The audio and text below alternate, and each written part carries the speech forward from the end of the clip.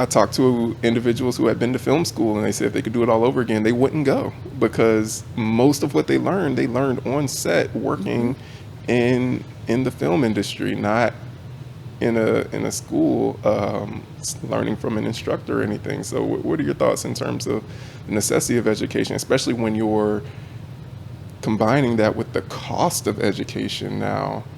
The loan space, the real estate space, the market, as you mentioned, it's always shifting, it's always changing. I always agree 100% with keeping yourself educated, and there's ways to do that that don't have a dollar sign next to them.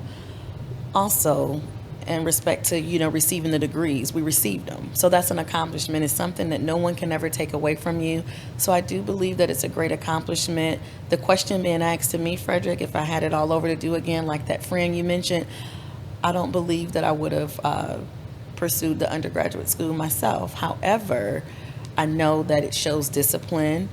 It is something that you're able to fall back on when you are in that corporate arena and, possibly going through the interview and selection. Mm-hmm. So having that to fall back on possibly, but it really does boil down to, it's going to be case by case. Everybody's path and journey looks completely different, but there are so many ways to, myself as an example, starting entry level as a teller in 2004, simply from a walk-in for a new local bank account.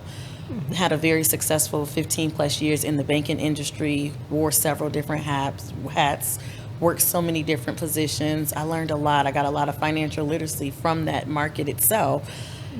And the positions that I would advance to, the degree wasn't necessarily looked at. It was just the performance, me being vocal about what I wanted to do. So I would really encourage everyone to just case by case have that conversation on what the end goal looks like, but never feel bad about continuing to educate yourself, because everyone that's successful and at the top is because they are continuing to educate themselves.